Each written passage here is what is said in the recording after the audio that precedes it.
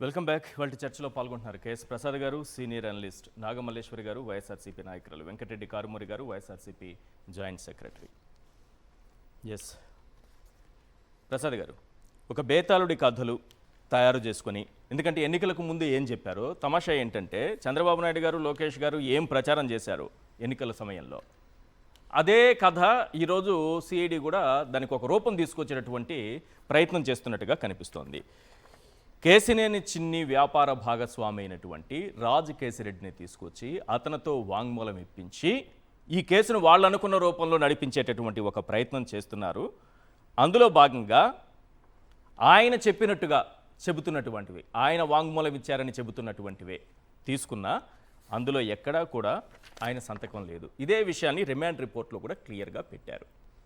చాలా క్లియర్గా రాసుకొచ్చారు, నెంబర్ ఇచ్చారు.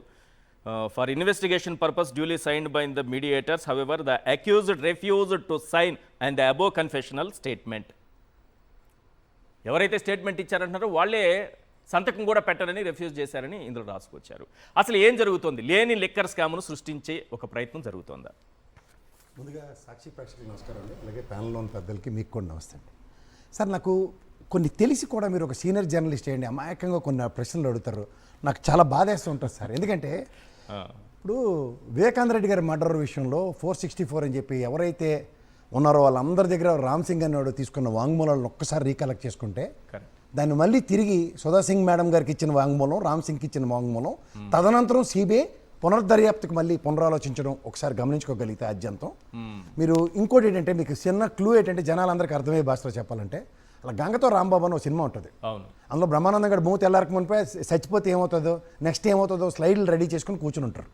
ఇలా ఒక 2-3 సంవత్సరాల క్రితం నుంచి పాదయాత్రలు మొదలెట్టి రాసిన స్క్రిప్టుల ప్రకారం వీళ్ళ టాస్క్స్ ఏంటంటే, ఇది మీరు ఈ బేతాళ కథలు ఎప్పుడు ముగింపు అన్న కోణంలో కనుక ఆలోచిస్తే ఇంకొక ఇష్యూ అర్జెంటుగా దొరకాలి వాళ్ళ స్క్రిప్ట్ ప్రకారం. ఎందుకంటే మొదట్లో వరదలు, బోట్లు అడ్డు పెట్టేశారు, అలాగే కాదంబరి నత్వాని జత్వాని అని ఇప్పటిదాకా, దాంతో పోలీసులు అందరినీ సస్పెండ్ చేయడం, తర్వాత పోలీసుల చుట్టూ అరెస్టులు, తర్వాత వల్లభనేని వంశీని, తర్వాత పోసాని కృష్ణమురళి అరెస్ట్ కారణం ఏంటి?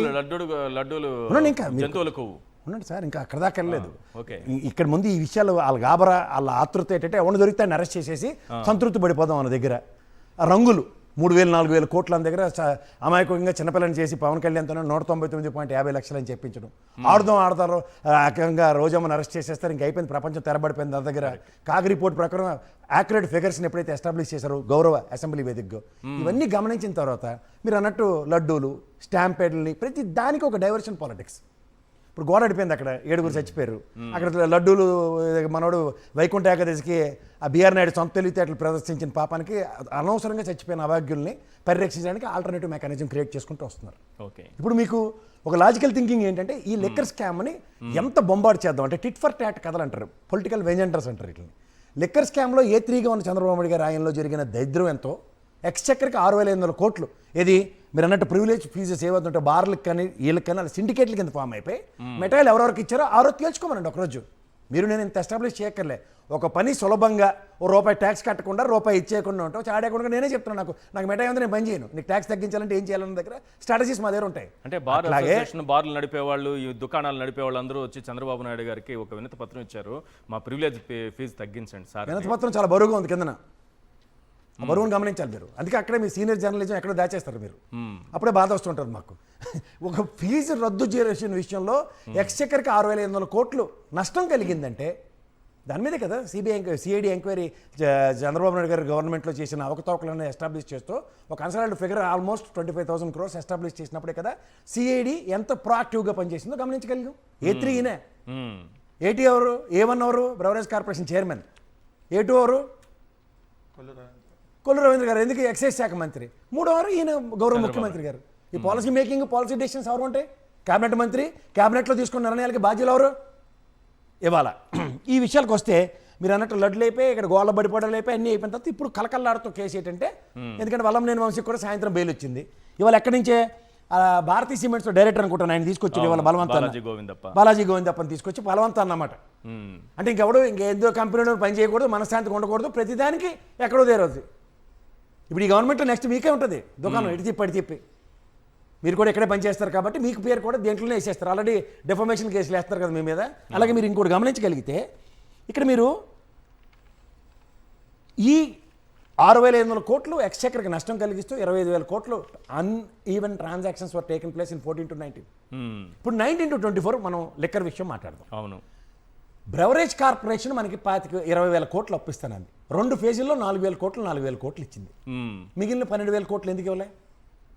Liquor sales as per expectations. నేను గత డిబేట్లో సోదరుడు నాగార్జున యాదవ్ కూడా ఒక పర్ఫెక్ట్ డేటా పెట్టాడు. ఇదేంటో ఒక లెజెండో ఏదో అలాంటి గ్రూప్, పవర్ స్టార్ అనుకుంటా, దగ్గర 17,40,000 కేసులు ఎన్నో అమ్మారు. అవును. ఏది 19-24. అవును. ఇది వచ్చారికల్లా 17,40,000 17,480 కేసులు ఎన్నో అమ్మారు. ఏది 19-24. మీరు డిఫరెన్స్ ఒకసారి గమనించండి. అబ్నార్మల్ సేల్సా? ఇప్పుడు మన మాట స్పిరిట్ గవర్నమెంట్ వ్యాపారం చేయడానికి బ్రెవరేజ్ కార్పొరేషన్స్కి ఇస్తున్నాయి. ఇప్పుడు బ్రెవరేజ్ కార్పొరేషన్లో 20 ఉన్నాయి ప్రాణాలకు తెగించి. 14 ఏమో చంద్రబాబు గారి రైల్లోనే వచ్చాయి. ఒకటి 1971 ఒకటి ఏడిసింది. రాజశేఖర రెడ్డి గారి గవర్నమెంట్లో 2 వచ్చాయి. ఇలా మీరు ఓవరాల్గా 20 బ్రెవరేజ్ కార్పొరేషన్స్ ఇక్కడ ఉన్న దగ్గర 19-24 కొత్త బ్రెవరేజ్ కార్పొరేషన్ ఏదైనా ఎస్టాబ్లిష్ అయిందో ఒకసారి చెప్పమనండి ఎవరైనా. ఉదాహరణకి మీరు ఇందాక ఇంట్రడక్షన్లో మేము చెప్పవలసిన మీరే చెప్పేస్తారు తెల్లగోను. 19-24 టెన్యూర్లో 4,380 ఉన్న లిక్కర్ షాపులు డౌన్ సైజ్ చేస్తే, అరే నా రేషన్ షాప్ పోయిందో లేకపోతే నాకు ఇది పోయిందో అని చెప్పి ఎవడన్నా బతిమాలుకుని నాకు డిపో పెట్టించుకోండి సార్, నేను కూడా లిక్కర్ షాపులు నడుపుకోవాలని బతిమాలి లంచం ఇవ్వడానికి ఛాన్స్ ఉంటుంది. గవర్నమెంటే పాలసీ తీసుకుని అందులో అబ్కారీ వ్యవస్థ నుంచి ఒక అధికారిని అందులో కూర్చోపెట్టి దగ్గర 4,000 మంది లేబర్ని అందులో కాటన్లు తెచ్చడానికి, కేసులు ఎత్తడానికి, లెక్కర్ సప్లై చేయడానికి 4,000 మందిని ఆనరేమో లేకపోతే whatever you name it as exchequer నుంచి జీతాలు ఇచ్చి పనిచేస్తుంది. ఇవాళ వాళ్ళందరినీ ఎత్తేసారు ఇవాళ ఉద్యోగాలు వాళ్ళకి. సో ఇంత ప్రొయాక్టివ్గా గవర్నమెంట్ పనిచేసినప్పుడు మీకు చెప్పిన బ్రాండ్లు ఎప్పుడు ఎస్టాబ్లిష్ అయ్యి వెంకటరెడ్డి 3 ప్రెస్ మీట్లు పెట్టాడు నాకు తెలిసి దాని మీద. అనర్గళంగా నాకని ఎక్కువ మాట్లాడు ఆ విషయంలో. ఎప్పుడైతే మీకు ఆ బ్రెవరేజ్ కార్పొరేషన్లో ఏవైతే బ్రాండ్లు, ఎందుకంటే స్పిరిట్ ప్రభుత్వమే వ్యాపారం చేస్తుంది అమ్మి ఇచ్చే కార్యక్రమం అబ్కారీ వ్యవస్థ నుంచి, వాళ్ళ పర్యవేక్షణలో ఉన్నప్పుడు దాని రేటు 100 రూపాయలు వస్తూ బయటికి వెళ్ళినప్పుడు 150 రూపాయలకి అమ్మాలి. ఓకే. వీళ్ళు ఏడు పంత ఏంటంటే క్యాష్ రూపంలోనే సేల్స్ జరిగాయి. ఇప్పుడు నాకు తెలిసి నరేంద్ర మోడీ గారు డిమానిటైజేషన్ తర్వాత నోట్లు అన్నవి పూర్తిగా రద్దు చేసి లేదు కదా. మనం 10 ఏటీఎంలు ముష్టి వల్ల తిరిగితే ఒక ఏటీఎంలో డబ్బులు దొరుకుతున్నాయి కదా. ఈ ప్రభుత్వ ఉద్దేశమే 19 నుంచి 24 లెక్కర్ని నియంత్రిద్దాం అన్న దగ్గర సరౌండింగ్స్లో ఏటీఎంలు పనిచేయనప్పుడు, కార్డులు అక్కడ యాక్సెప్ట్ చేయనప్పుడు వాడి క్యాష్ ఎక్కడి నుంచి వస్తుంది? పైపచ్చు ఒక అనానమస్ ప్రైస్ని కూడా గవర్నమెంటే ఫిక్స్ చేసినప్పుడు వాడు కొనుబడి రోజు కోటర్ తాగేవాడు వారంకోసారి తాగే పరిస్థితి నెలకొల్పినప్పుడు నియంత్రణ తీసుకుందా ప్రభుత్వం, లేదంటే వెచ్చలవిడితనానికి వెసులుబాటు వచ్చిందా? పక్కన మీకు పెర్మిట్ రూములు ఇస్తేనే మిఠాయి కార్యక్రమం ఉంటుంది. పర్మిట్ రూములు తీసేసింది. మద్యం దుకాణాలని 33% తగ్గించింది. 43,000 బెల్ట్ షాపులు లేకుండా చేశారు. ఇన్ని చేస్తే ఎక్కడి నుంచి ఒక్క డిస్టిలరీ కూడా కొత్తగా అనుమతి ఉన్న 20లో ఒకటి కూడా కాదు. వైఎస్ఆర్సీపీ హయాంలో ఒకటంటే ఒకటి కూడా రాలేదు. మరి అదే చెప్తుంది సార్. ఇప్పుడు మనం చేయను వాడి అవ్వన పెళ్లికి బాజాలు కొడితే సౌండ్లు తప్పరు, ఎందుకు కొడుతున్నారని ప్రతి వాడు ఇసుగుపడరా. వీళ్ళ బాధ అంతా ఏంటంటే క్యాష్ తీసుకెళ్లారు సార్. నిజమే. ఇప్పుడు ఏమైనా 6,500 కోట్లు మీలాగా ఏమైనా రద్దు చేశారు ఫీజులు? ఎక్స్చెక్కర్కి డబ్బులు వచ్చే కార్యక్రమం పెట్టారు. ఇప్పుడు ఉదాహరణకి మీరు నేను షాప్కి వెళ్ళాం సార్, మీరు వస్తువుని డిజిటల్ రూపంలో కొన్నారు, నేనేమో క్యాష్ ఇచ్చి కొన్నా. అదేంటి ఈ ప్రసాద్ గారు క్యాష్ ఇచ్చాడు కాబట్టి ఓనరు ఆ క్యాషియర్ ఇడు కొల్లేట్ అయిపోయారు, మొత్తం డబ్బులు ఎత్తేస్తున్నారంటే ఆడికి 100 రూపాయలకి 10 సామాన్లు అమ్మరా అని చెప్పినప్పుడు వాళ్ళు లెక్క ఏం చెప్తాడు? సార్ నేను 10 వస్తువుల్లో 6 వస్తువులు క్యాష్కి అమ్మాను, 4 డిజిటల్ ట్రాన్సాక్షన్తో అమ్మాను, ఇలా ఎస్టాబ్లిష్ చేసి చెప్తాడు. ఆడికంటే ఈ క్యాష్ అన్నది అంటే మరి అబ్కారీ వ్యవస్థలో ఉన్న వాళ్ళందరూ ఆ రోజు ఏమైనా మర్చిపోయారు సార్ ఏం జరిగిందో? ఎందుకంటే ఇవాళ నాకు తెలిసి నేను ఆంధ్రప్రదేశ్లో పర్యటిస్తున్నప్పుడు నేను చూశాను కూడా అక్కడ.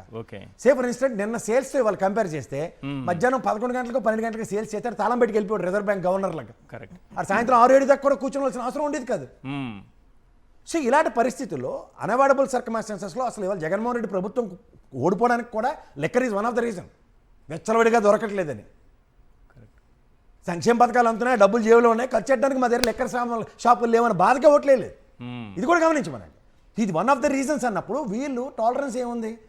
ఎబ్బడముబ్బుడిగా షాపులు పెడుతూ గతంలో ఫీజులు రద్దు చేస్తూ ఎక్స్చెక్కర్కి 6,500 కోట్లు 25,000 కోట్లు అన్యాకృత ట్రాన్సాక్షన్స్ని ఎస్టాబ్లిష్ చేసిన ఆ రోజు సిఐడి ఒక్క అతి గతి లేకుండా స్టేలు బెయిలే కదా. స్టేలు బెయిల్ మీద ఉన్నప్పుడు ఈ రోజు దాకా జరిగిన ఎన్ని కేసులు ఉన్నాయో, ఎన్ని మీరు స్టేలు ఉన్నాయో, ఎన్ని బెయిల్ ఉన్నాయో దాని మీద డిబేట్ పెట్టండి. గంటల కూర్చొని ఇది మాట్లాడుతూ మీకు ఇంకోటి చెప్తున్నా, ఇవాళ దీన్ని ఈడీకి ఇద్దామన్న ప్రతిపాదనలు వస్తున్నాయంటే యాజ్ యూజువల్ సిట్ సభకు నమస్కారం అని అర్థం కదా. ఆంధ్రప్రదేశ్ ట్రాక్ రికార్డులో సిట్లతో ఏది అవుట్కమ్ ఉండదని అర్థం. నాకు గౌరవ డిపార్ట్మెంట్ మీద చాలా రెస్పెక్ట్ ఉంది. ఒకవేళ చేద్దామన్నా వాస్తవికత ఎప్పుడు దూరంగానే ఉంటున్నాయి. ఎందుకు అవాస్తవాలను ప్రజలకు పరిచయం చేయాలి కాబట్టి. ఎస్ అవాస్తవాలు ఉన్నప్పుడు ఏం చేస్తారు? అరే మాతో కావట్లేదు భయ్, ఈడీని పిలండి అని. ఈడీ కూడా ఏముంది, ఢిల్లీ లిక్కర్ స్కామ్లో ఒక్క రూపాయి పట్టుకోగలిగింది cash, liquid form of the cash.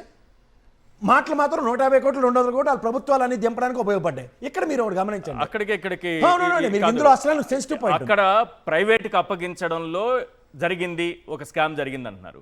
ఇక్కడ ప్రైవేట్ చేతుల నుంచి ప్రభుత్వం తీసుకుంది. అది ఇక్కడ అందులో నాకు తెలిసి ప్రభుత్వం ఏదైనా ఇప్పుడు ఆప్కో వస్త్రాలు అమ్ముతున్నారండి. ఆప్కో వస్త్రాలు తయారు చేసి కొని వచ్చేది దగ్గర ఏడన లంచం ఉందా? ఇది చెప్పమని ప్రజలకి. ఆప్కో ఫ్యాబ్రిక్స్ లో జరుగుతున్న బట్టలలో అక్కడ హైరార్కీస్ ఉన్నారు, ఆప్కో చైర్మన్ కూడా ఉంటాడు. ఎవడోడికి మెటాల్ ఇచ్చి డబ్బులు వ్యాపారం చేస్తాడో ఒకసారి చెప్పండి. ఆప్కో అంత రాష్ట్రం అంతా ఉన్నాయి కదా 2 రాష్ట్రాల్లో. మీకు ఇంకో చిన్న విషయం చెప్తాను. ఇక్కడ ఇలా అతి తెలివితేటలు ఏంటంటే కోర్టు ఆపరేషన్లు ఎలా ఉంటాయి మీకు చెప్పనా? ఎక్కడ ఏమీ లేకుండా తగుదనమ్మా అని విజయసాయి రెడ్డి బయటకు వచ్చి 100 కోట్లు రాజకేశ్వర రెడ్డికి నేను అప్పిచ్చాను మొదలెట్టాడు ఈ వ్యాపారానికి సంబంధించి. ఈ క్లూ ఎక్కడి నుంచి వస్తుంది?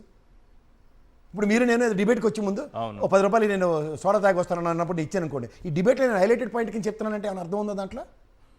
సబు సందర్భం ఉండాలి అక్కర్లేదా? కాదు, నిజంగా సిఐడి ఎంక్వైరీ అయినప్పుడు లోపల తాగలాడు చెప్పి తాగొచ్చు కదా. బయటకు వచ్చి ప్రశ్న ముఖ్యంగా 100 కోట్లు ఇచ్చినట్టుగా ఉన్నాను, ఆ ట్రాన్సాక్షన్ మళ్ళీ నాకు డబ్బులు వచ్చేట ఎలా వస్తాయి సార్? రైట్, అంటే క్లూలు ఇవ్వడం అన్నమాట. ఢిల్లీ లిక్కర్ స్కామ్లో ఎవరైతే ఉన్నారో, ఇవాళ మీకు ఒక మాట చెప్తాను, ఒక్క నిమిషం నాకు టైం ఇవ్వండి. ఎవరెవరైతే ఆ రోజు లిక్కర్ స్కామ్లో దొరికిన వాళ్ళందరూ ఇవాళ అంటే ఫైల్ పెట్టుకుని 10 సార్లు తిరుగుతున్న మా కృష్ణదేవరాయలు గారు, ఆయన ఇంట్లోనే మొత్తం ట్రాన్సాక్షన్స్ అన్నీ జరిగాయి. అందులో ఈ విజయసాయి రెడ్డిని తీసుకొచ్చి గోపెట్లాగా మొన్నటిదాకా దోషి గీసి అని ఈ తపేరా పేపర్లు ఛానల్లో బాకాలు పెట్టుకుని వరకొచ్చారు. ఇవాళేమో విట్నెస్ అంట. ఏంటి సార్ ఇది? ఏంటి ఇది? వాళ్ళకి నచ్చినట్టు పదవిన్యాసాలు, వాళ్ళకి నచ్చినట్టు భావోద్వేగాలు, భావ ప్రకటనలు ఒక్కరికే ఉంటాయా? ఈ మాటకు వస్తే ఈ కార్పొరేషన్ సంబంధించిన అవకతవకల్ని ఢిల్లీతో ఎట్లా ముడిపెడతారు? ఢిల్లీ మీరు ఇందాక చెప్పినట్టు ఢిల్లీలో ప్రైవేటు వ్యవస్థలతో చేసే వ్యాపారం అంటే గతంలో 14 నుంచి 19 దాకా ఏం తగలడిందో. పోనీ ఇన్ని సత్యశీలత కబుర్లు చెప్పారు కదా సార్. ఎలక్షన్స్ రేపు నెక్స్ట్ మంత్కి 1 year అవుతుంది కదా. మొదట 6 నెలలు ఏ పాలసీ రన్ చేశారు సార్? ఇలా చిచ్చే జగన్మోహన్ ఇంత మా సైడ్ అన్యాయం చేస్తాడని చెప్పి మొదటి రోజు చేతులు కడుక్కొని కొత్త లెక్కర్ పాలసీ రేపటి నుంచి మీరేమన్నా ప్రైవేట్ వ్యక్తులుగా చెప్పారా? 6 నెలల పాటు ఇదే పద్ధతిలో వ్యాపారం చేశారా? అంటే అడిగిన వాళ్ళు లేకుండా చేశారు కదా. అవే మందు అదే దొరికింది కదా. అదే దొరికింది. దాన్ని తాగితే చనిపోతున్నారని చెప్పారు, ప్రాణాలు పోతున్నాయని చెప్పారు. దాన్ని అలాగే కంటిన్యూ చేశారు. అంటే కరోనా పాండమిక్ లో కూడా ప్రపంచంలో కూడా చచ్చిపోయినంత ఫిగర్ తీసుకొచ్చి మన రాష్ట్రంలో చచ్చిపోయారని చెప్పారు. ఏమి మీరు కూడా జర్నలిస్టు అన్ని పత్రికల్లో అన్ని రోజు పొద్దు నుంచి ప్రాణాలు తగ్గించి చదువుతారు కదా. ఏ పత్రికలోనూ ఈ బ్రవరేజ్ ఈ మరణం జరిగింది చూపించమనండి. రైట్, అదే మందు పోసారు, అప్పుడు చనిపోరు. ఈ 6 నెలల 8 నెలల టైంలో చనిపోరట. ఇప్పటికిప్పుడైతే చచ్చిపోయారు నువ్వు రాత్రులు 30,000 మంది అమ్మాయిలు బాయబు